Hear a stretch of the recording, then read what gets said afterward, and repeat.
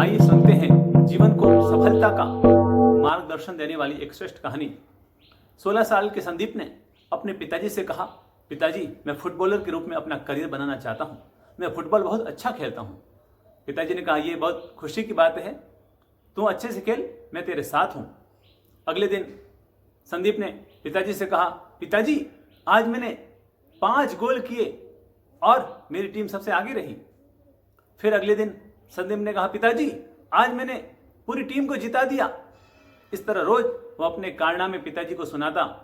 लेकिन कुछ दिनों के बाद देखा कि संदीप चेहरा लटकाए हुए, मुंह लटकाए हुए घर आ रहा है। तो पिताजी ने संदीप से पूछा, बेटा क्या बात है, आज इतना उदास क्यों है, दुखी क्यों है? संदीप ने कहा, पिताजी क्या बताऊं, मैं इतना अच्छा फुटबॉल खेलता हूं, लेकिन मेरा फुटबॉल की टीम में चयन ही नहीं हुआ। पिता ने कहा, बेटा चिंता मत कर, मैं मैनेजमेंट टीम से बात करूंगा।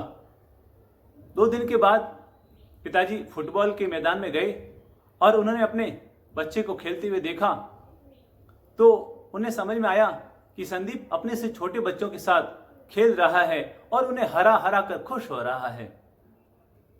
पिताजी समझ गए कि उसका फुटबॉल टीम में चयन क्यों नहीं हुआ।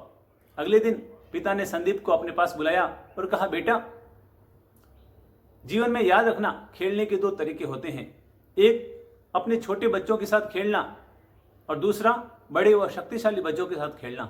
छोटों के साथ खेलने से सफलता निश्चित होती है और हम कभी हारते नहीं हैं, पर उससे हमारे जीवन का निर्माण नहीं होता है। परंतु अपने से बड़े और शक्तिशाली बच्चों के साथ खेलने से सफलता मुश्किल से मिलती है।